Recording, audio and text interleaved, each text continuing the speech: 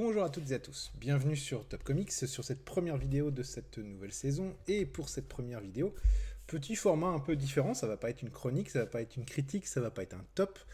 On va parler d'un sujet qui m'a interpellé durant le mois d'été et sur certaines réactions que j'ai pu voir sur internet. Vous savez que Urban Comics au cours de l'été a lancé une FAQ, des questions fréquemment posées, et dans les réponses que Urban a apportées à cette FAQ, ils ont parlé notamment des services de presse, et ça a fait pas mal réagir à droite à gauche sur internet. Et ça faisait quelques temps que je me disais, tiens, j'aimerais bien faire une vidéo sur le sujet. Alors ce que je vous propose aujourd'hui, en fait, c'est tout simplement de vous expliquer tout ce qu'il y a à savoir sur le service de presse, comment ça marche, pourquoi ça marche, bref, de faire le tour de la question et surtout d'essayer peut-être de,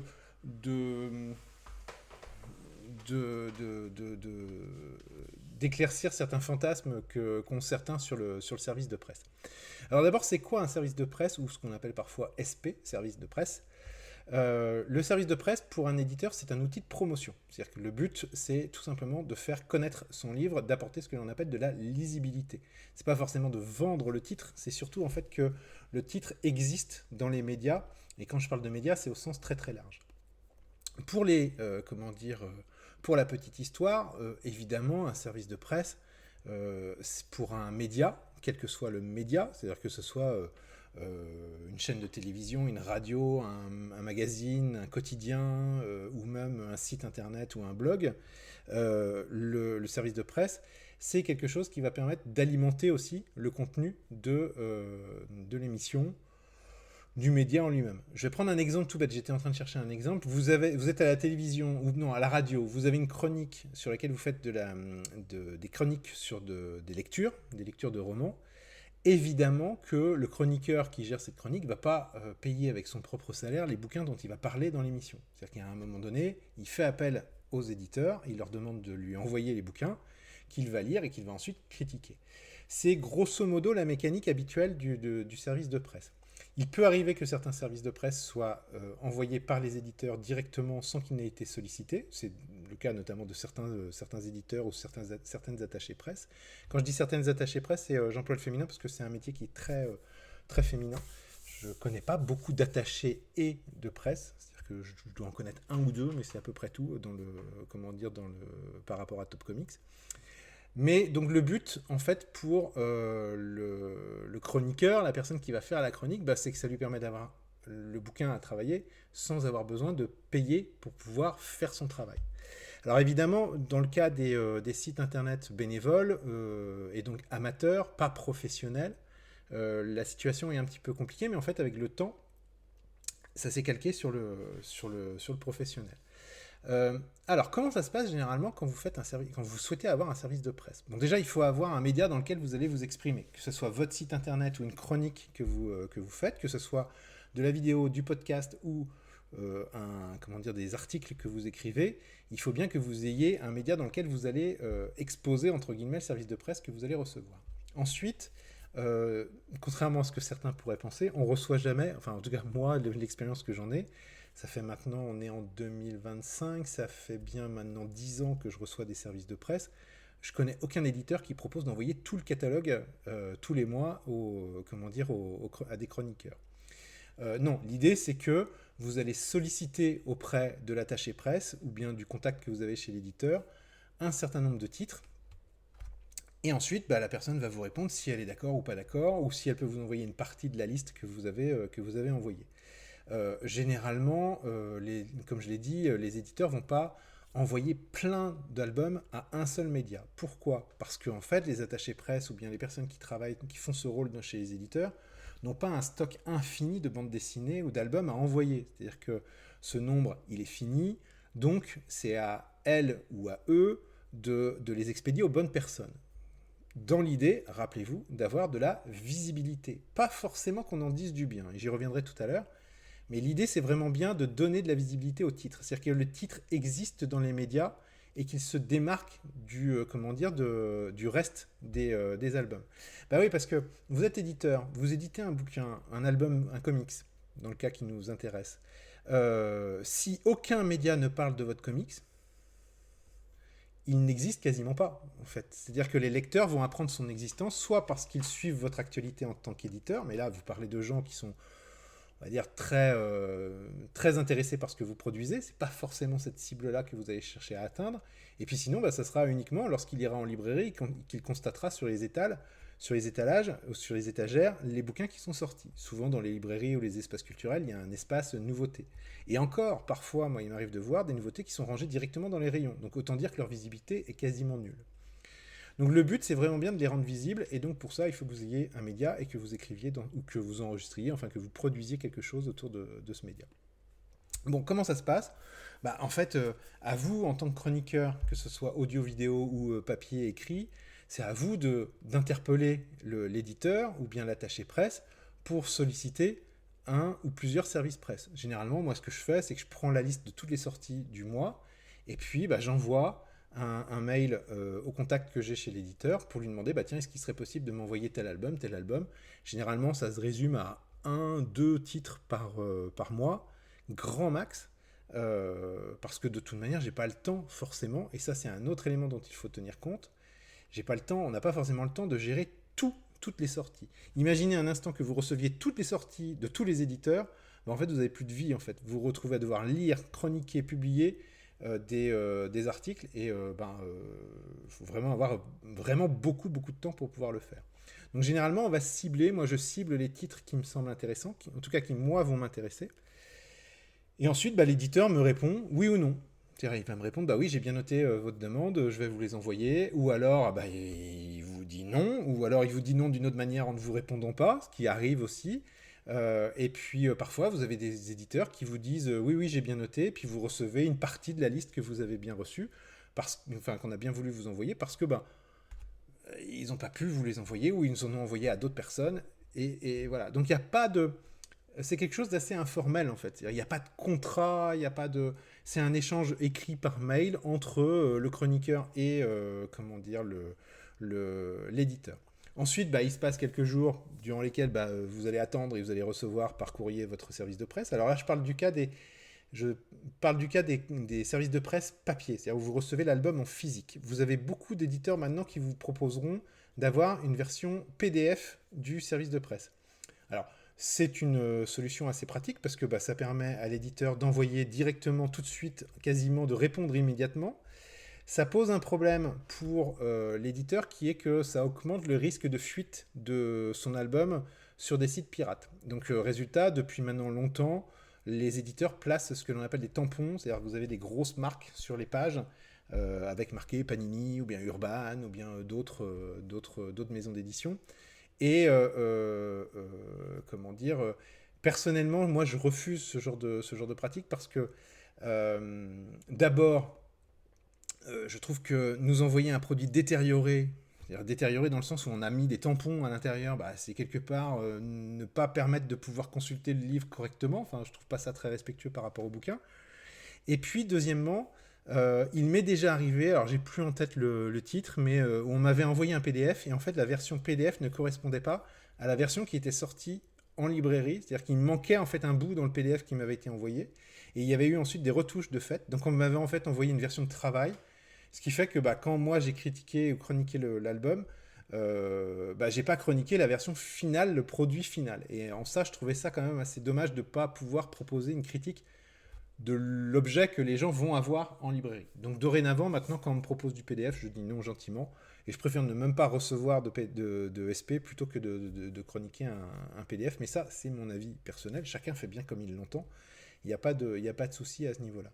Donc vous patientez, vous allez recevoir votre bouquin par la poste. Alors il peut arriver aussi parfois qu'on ne le reçoive pas, moi ça m'est arrivé en 10 ans, ça a dû m'arriver 2-3 fois, où le colis s'égare dans la nature et on ne le retrouve pas, donc là vous vous retrouvez un peu emmerdé parce que vous rappelez votre contact en disant j'attendais un bouquin et je ne l'ai pas reçu, donc c'est pas très cool quand ça arrive.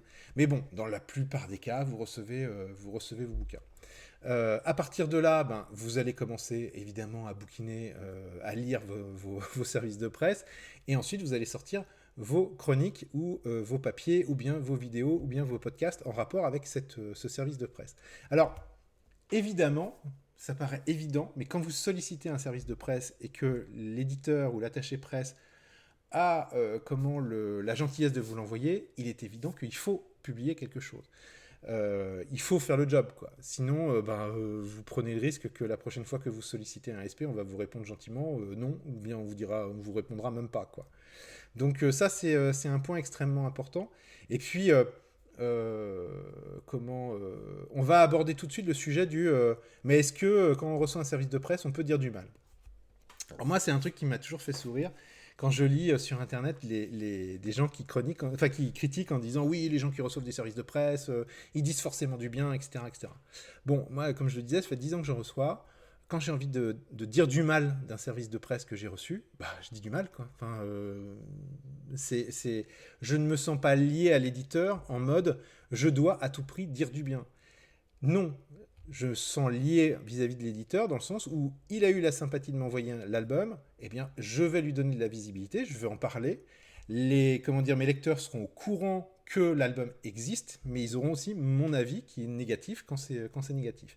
Alors, si vous prenez le temps d'aller fouiller mes chroniques, etc., vous finirez par voir que j'ai assez rarement des avis négatifs. Bah oui, parce que figurez-vous que j'ai un boulot, j'ai aussi une famille, donc mon temps à consacrer au service de presse et à la lecture de services de presse, il n'est pas non plus infini. Et donc je sélectionne, et généralement je sélectionne dans les sorties les titres qui vont m'intéresser. Faudrait quand même être un peu maso pour se dire je vais commander en service de presse un bouquin, et ensuite, mais je sais qu'il va pas me plaire, mais je le demande quand même. Vous voyez, faut quand même pas être trop con, quoi. C'est-à-dire que généralement les services de presse que je vais solliciter, c'est des trucs que je sens que ça peut me plaire, ou en tout cas ça peut m'intéresser. Les choses où je sais que ça va pas me plaire, je demande même pas à l'éditeur, c'est pas la peine. Je vais prendre un exemple tout bête qui est arrivé là ces derniers mois, c'est la sortie de Somna chez Delcourt. Somna, c'est un album de Becky Cloonan et je ne sais plus quelle était l'autre autrice. Je l'attendais avec impatience parce que j'aime bien Becky Cloonan et j'aimais bien l'idée, c'est de la folk horror, vous trouverez une vidéo sur la chaîne et puis vous trouverez un article sur Top Comics. J'avais demandé cet album en service de presse, Delcourt a eu la gentillesse de me l'envoyer, et quand je l'ai lu, j'ai entamé la lecture avec plaisir parce que je pensais que ça allait me plaire, et en fait j'ai été assez déçu de cet album, et donc vous pourrez aller lire ma chronique, vous pourrez aller voir ma vidéo, vous verrez que je me gêne pas pour dire que ça m'a pas plu, quoi. Et c'est pas pour autant que Delcourt derrière m'envoie un message vengeur en mode on ne vous enverra plus jamais de service de presse. Non, c'est le jeu. C'est-à-dire qu'il y a un moment donné, oui, les éditeurs savent très bien que tout ce qu'ils vont envoyer en service de presse ne sera pas forcément totalement apprécié, que ça ne sera pas forcément considéré comme des chefs-d'œuvre. C'est normal que de temps en temps, les chroniqueurs n'apprécient pas certains titres. Ça peut arriver, ça fait partie du jeu. Concernant les albums qu'on m'envoie sans que je les ai sollicités, c'est-à-dire ça peut arriver que je reçoive un album sans que j'ai demandé quoi que ce soit. Alors vous allez me dire d'abord pourquoi ?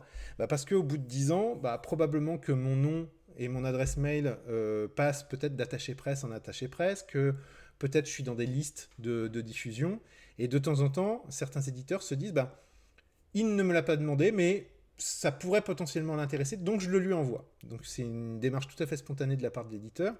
Dans ces cas-là, moi je ne me sens pas obligé de sortir un article ou de faire une vidéo sur le sujet. Parce que c'est pas un titre que j'ai sollicité, et surtout ce que je ne veux pas, c'est que je ne veux pas me ressentir obligé de faire un article parce que l'éditeur a décidé de m'envoyer un truc. Vous voyez ce que je veux dire ?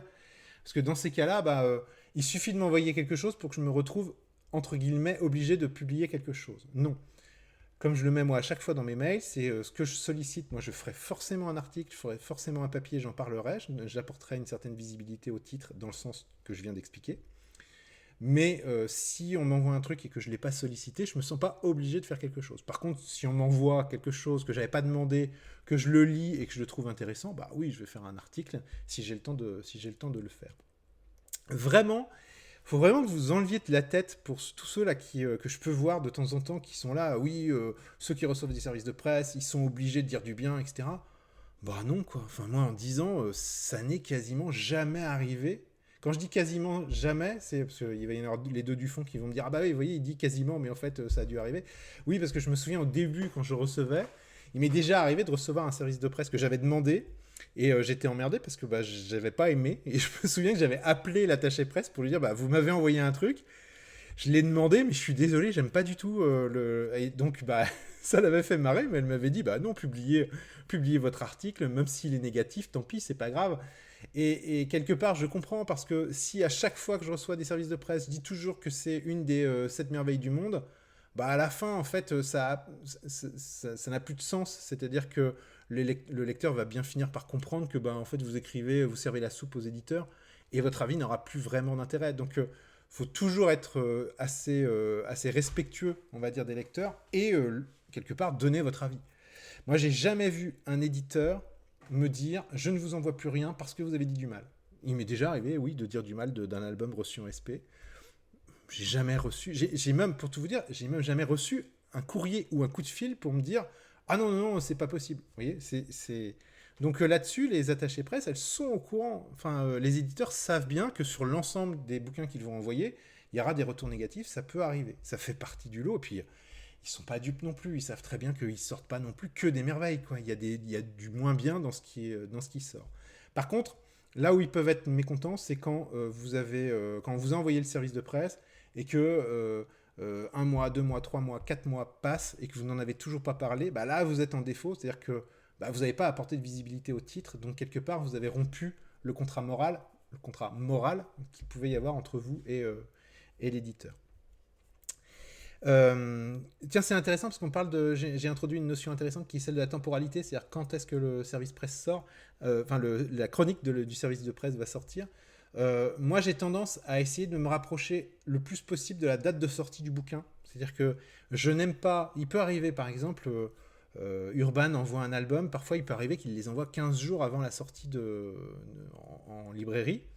Et donc, ça me fait penser, je souris parce que je pense à une anecdote. Dernièrement, je me suis baladé dans une librairie avec un sac dans lequel j'avais un service de presse. C'était une sacoche dans laquelle j'avais mon ordinateur portable. Et je me fais toper à l'entrée par le vigile enfin, à la sortie plutôt, avec le vigile qui me dit oui, c'est quoi ça? Je lui dis bah, c'est un bouquin. Oui, mais vous l'avez payé? Bah non, je l'ai pas payé. Alors du coup, il comprend pas. Il commence à penser que je suis un voleur. Et je lui dis gentiment, mais non, mais c'est un service de presse en fait. Ce bouquin n'est pas encore sorti. Alors là, il pense que je le prends pour un con. Et je suis obligé de lui sortir, comment dire, un petit papier. Généralement, les services de presse, vous avez souvent en fait un petit dossier de presse intégré à l'intérieur. Je lui montre le papier et je lui dis, bah, vous voyez, la date de sortie, c'est dans 15 jours, quoi. Donc ce bouquin, vous l'avez même pas en rayon, donc j'ai pas pu le faucher. Et donc après, il s'était senti tout con. Bref, c'est la petite anecdote. En même temps, j'admets que j'avais pas été très malin de rentrer dans une librairie avec un service de presse dans ma sacoche. J'aurais mieux fait de le montrer avant de rentrer. Bon, bref, on abandonne l'anecdote. Oui, moi, j'essaye de coller le plus possible à l'actualité. Après, s'il y a des vacances, s'il y a des congés scolaires, bon, ça peut décaler un peu. Mais par contre, il y a un truc que j'évite à tout prix de faire, c'est par exemple sortir une chronique 15 jours, 3 semaines avant la sortie librairie. Je préfère que l'éditeur puisse gérer sa com sur les titres qu'il sort, et plutôt que de lui couper l'herbe sous le pied. Donc généralement, j'essaye de sortir les chroniques dans la semaine de la sortie ou bien dans les semaines qui suivent. J'aime pas, par exemple, je vais vous donner un exemple, je vois certaines personnes qui sur Internet épluchent les sorties sur Amazon ou sur des listings de commandes internes. C'est-à-dire vous avez vous avez des influenceurs qui travaillent en librairie et qui ont accès à des données que nous n'avons pas. Et ils vont éplucher dans les mois qui viennent les différentes sorties pour essayer de sortir pas des coups, mais des news, quoi, enfin des exclus, etc. Et j'ai toujours trouvé ça dommage. Bon, il s'avère que je travaille dans la com en dehors de ce que je fais sur Top Comics. Je suis responsable d'un service communication et je trouve ça toujours dommage quand je vois que certains influenceurs ou certains publient ce genre d'infos. Parce que ça empêche l'éditeur, ça gêne l'éditeur dans sa communication et il maîtrise plus vraiment sa communication. Bon, ça, c'est la fin de l'aparté. Après, je ne vais pas en faire tout un drame, mais c'est pour ça que moi, j'essaye de publier dans la semaine ou dans les semaines qui suivent. Voilà un petit peu pour on va dire, le pendant le service de presse. Je réfléchis, j'avais préparé cette vidéo, j'essaye de voir si j'ai rien oublié. A priori, j'ai parlé de tout ce qu'il y avait à dire sur le pendant. Alors, mentionner ou pas mentionner que c'est un service de presse. Nous, par exemple, sur Top Comics, on ne mentionne pas si c'est un service de presse ou pas, parce que, comme je le dis, le fait que ça soit un service de presse, de toute manière, je mettrai mon avis, quoi qu'il arrive. Donc, j'ai pas envie que certains commencent à faire « Ah, ouais, mais en fait, s'il en dit du bien, c'est parce qu'il a eu en service de presse. » Non, parce qu'en fait, de toute façon, si j'ai envie de dire du mal, je dirais du mal quand même. Donc, c'est pas le problème. L'autre point que je voulais aborder, c'est l'après. Alors l'après, c'est que vous avez publié votre article, vous sorti votre vidéo, sorti votre podcast, vous avez contacté l'attaché presse ou votre contact pour lui dire, voilà, j'ai sorti ça, je vous donne le lien, vous pouvez consulter. Voilà, l'histoire a priori est terminée. Hein. Vous avez le bouquin, et puis c'est fini, le travail sur ce bouquin est terminé, quoi faire? Je vois régulièrement des gens râler sur le fait que certaines personnes revendent des services de presse. Alors, je vais donner mon avis qui est tout personnel sur le sujet. Comme je vous l'ai dit, ça fait à peu près 10 ans que je reçois des services de presse. On va imaginer que j'en reçoive un tous les mois. Ça veut dire que j'ai 120 albums chez moi à stocker qui m'ont été envoyés en service de presse. Bon. Prenons le problème dans le sens inverse, c'est que je les garde. Je les garde. Ça veut donc dire que je me retrouve obligé, moralement, de garder les bouquins chez moi parce qu'il ne faut pas s'en séparer parce que c'est des services de presse et que donc c'est obligatoire de les garder. Bon, je suis désolé, mais moi, je vis dans 80 mètres carrés, on est 5 à la maison. Moi, j'ai pas la place pour faire des étagères pour ranger des services de presse. Donc, moi, mes services de presse, je ne les garde pas forcément. Je garde ce qui m'a beaucoup plu, ce que j'ai envie de garder. Mais par contre, il y a un truc auquel je veille toujours. C'est par exemple, je fais toujours attention à ce que ça ne gêne pas l'éditeur. Parce que je vois parfois effectivement passer des gens qui revendent leurs services de presse. Parfois même, ça m'est déjà arrivé, avant même la sortie officielle du bouquin en librairie. Donc bon, là, no comment. Non, par exemple, quand moi je revends un service de presse, j'attends 1 an et demi, 2 ans avant de le revendre, parce que j'ai pas envie même si c'est un exemplaire, mais j'ai pas envie de faire perdre une vente à l'éditeur qui se fait suer à gagner des clients. Je vais pas de l'autre côté, moi, venir lui sabrer son truc, quoi. Donc généralement, j'ai une caisse chez moi dans laquelle je mets les bouquins ou les services de presse dont je sais que je ne garderai pas, et au bout d'1 an et demi, ou 2 ans, je vends ces services de presse. Ce qui me permet de racheter d'autres bouquins que je vais pouvoir chroniquer, moi, dans Top Comics. Donc voilà, on est quand même dans un cercle, on va dire, assez vertueux, puisque ces services de presse qui m'ont été offerts, servent quelque part à racheter d'autres albums sur le marché des comics. Il peut m'arriver aussi d'en donner, c'est-à-dire que j'ai des cousins, j'ai des cousines, qui ont des enfants, voilà, donc on parle de temps en temps de faire découvrir les comics. De temps en temps, quand j'en ai un que je trouve sympa et que je sais que ça va plaire à un tel ou à un tel dans la famille, je le mets sous le coude et je lui file. Alors après quoi, lui, il en fera ce qu'il voudra, si ça se trouve, il va le revendre. Donc j'ai toujours trouvé ça assez ridicule, cette idée de se dire, ceux qui ont des services de presse, c'est pas bien, ils les revendent. Oui, j'ai pas signé un contrat qui m'obligeait à garder les services de presse dans ma maison. Donc, mais par contre, je veille toujours à être, on va dire, réglo vis-à-vis de l'éditeur et pas lui faire une concurrence, quand bien même elle serait modeste, mais une concurrence malgré tout. Donc voilà un petit peu pour cette partie. Alors vous serez peut-être pas d'accord, c'est souvent les gens qui voudraient avoir des services de presse qui n'en ont pas, qui râlent parce que oh là là, ils les revendent, c'est une manière de faire de l'argent. Bon, si vous regardez le marché de l'occasion sur les comics, je suis pas prêt de m'acheter une Porsche quand même. Hein. Donc bon, voilà, c'est pas non plus une source de revenus fabuleuse et extraordinaire. Et comme je vous l'ai dit, en plus, c'est généralement pour moi pour m'acheter d'autres comics. Donc bon. Qu'est-ce que je voulais dire d'autre par rapport au service de presse? J'ai fait à peu près le tour. Oui, vous voudriez en recevoir. Comment faire? Vous avez un petit blog, par exemple.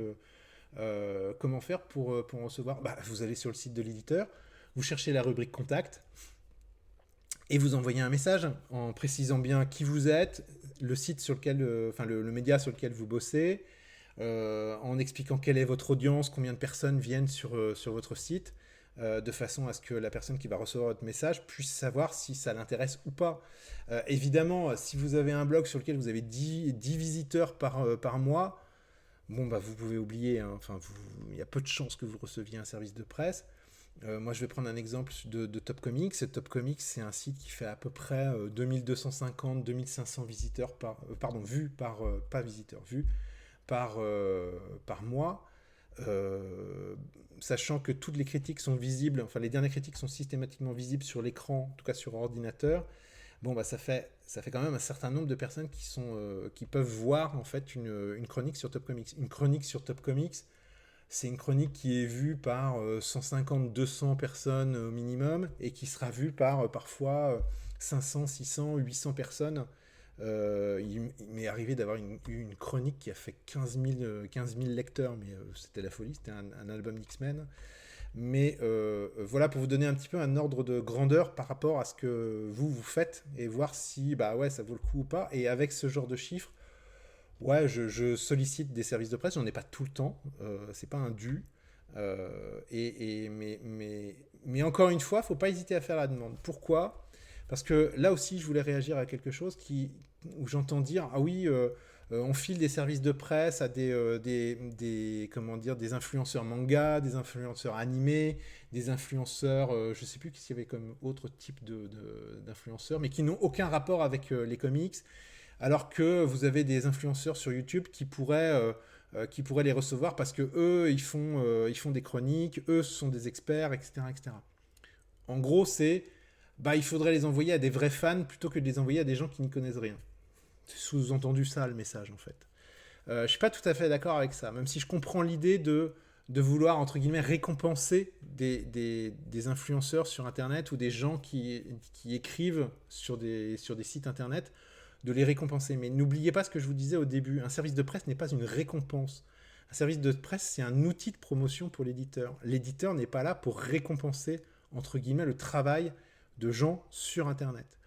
Et j'espère que vous n'écrivez pas, vous ne faites pas de vidéos pour recevoir des récompenses d'éditeurs, parce que vous risquez probablement d'être déçus, parce que c'est vrai qu'il n'y a pas non plus des milliers et des milliers de personnes qui reçoivent des services de presse.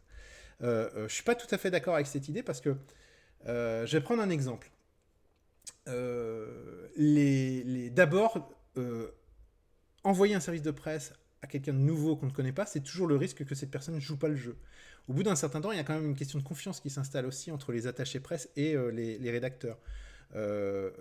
Moi, je suis toujours très respectueux, je les remercie toujours de leur confiance, même au bout de 10 ans.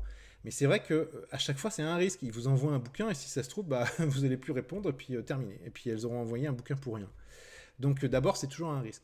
Deuxièmement, leur but, c'est la visibilité. Et si elles ont moyen d'aller toucher des publics qui sont pas des publics que l'on peut toucher facilement, ou des publics qui sont déjà touchés par d'autres médias. Je vais vous donner un exemple tout bête.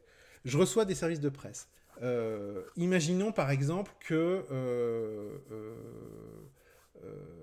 alors je vais prendre celui qui me vient en tête, mais c'est vraiment pour l'exemple, il n'y a absolument pas d'arrière-pensée.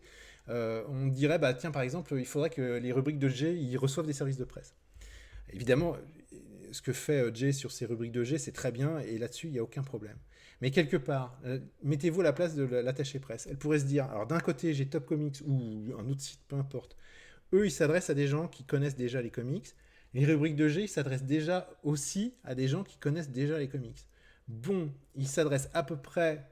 C'est vraiment pour l'exemple de la réflexion. C'est pas forcément le cas concrètement dans les exemples que je prends, mais elle va peut-être comparer les cibles des deux médias et se dire finalement je fais doublon. Si j'envoie des services de presse à l'un et à l'autre, je fais peut-être doublon. Tandis que si j'envoie un service de presse à Top Comics et si j'envoie un service de presse à un influenceur manga, non seulement je touche les lecteurs de Top Comics qui sont quelque part les mêmes que Jay, c'est peut-être pas vrai, mais c'est pour l'exemple.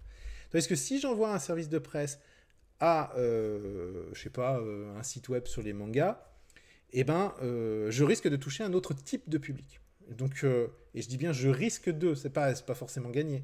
Et donc vous voyez, derrière en fait il y a vraiment cette idée de visibilité, de toucher des publics différents. Et oui, les éditeurs tentent de toucher des publics différents. Ils ne visent pas que les vieux cons comme moi ou comme nous, lecteurs. C'est-à-dire qu'ils tentent d'atteindre des cibles qui sont des cibles qui sont pas forcément faciles à atteindre.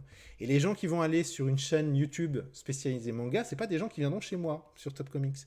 Donc c'est vrai que de diversifier, c'est pas idiot. Même si moralement je conçois que moi aussi je suis assez d'accord. J'aimerais bien que Jay reçoive des services de presse. J'aimerais bien que d'autres sites ou d'autres chaînes YouTube que moi j'apprécie reçoivent aussi des services de presse. Mais encore une fois, ce n'est pas une récompense. C'est ça qu'il faut bien se mettre en tête. C'est pas une récompense pour service rendu. C'est pas ça. C'est un outil de promotion pour les éditeurs. Donc dans cette optique-là, ils font des choix stratégiques. Et moi, je vois bien ces derniers temps, depuis que j'ai repris Top Comics il y a à peu près un an, effectivement, les services de presse, il y en a moins. J'en reçois moins que par le passé parce qu'ils les flèchent vers d'autres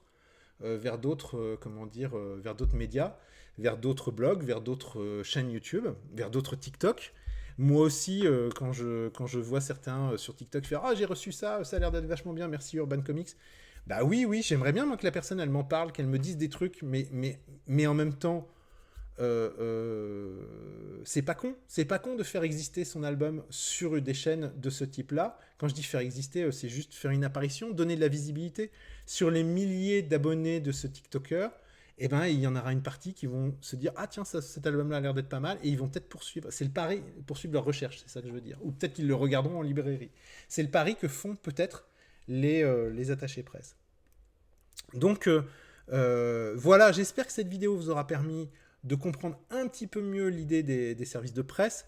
C'est souvent difficile quand on ne reçoit pas de service de presse de se débarrasser de ce côté ah là, moi j'en reçois pas, j'aimerais bien en avoir, etc. etc. Je comprends tout à fait. Moi, pendant des années, je me suis demandé, bah tiens, j'aimerais bien avoir des services de presse et puis j'en reçois pas. C'est vrai, parce que moi, je publie sur Internet, mine de rien, depuis 2001. Et là, je prends un énorme coup de vieux en direct live. Et vous voyez, il n'y a que depuis 10 ans que je reçois des SP. Et encore une fois, comme je vous dis, je ne reçois pas des brouettes entières. Mais en même temps, c'est aussi un choix de ma part parce que j'ai pas envie de passer mon temps à lire des bouquins et à être obligé de faire des chroniques. Donc voilà un petit peu. J'espère que ça aura permis un petit peu de donner quelques idées. Si vous avez, et de donner surtout des explications et d'éclaircir cette notion de service de presse.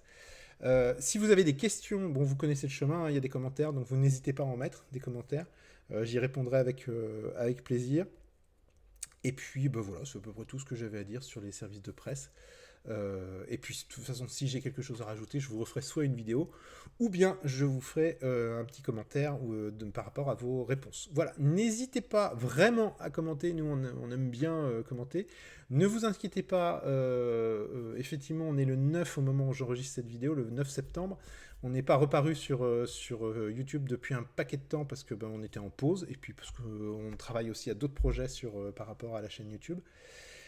Voilà, sur ce, je vous dis ciao, ciao, bye, à la prochaine, salut, salut.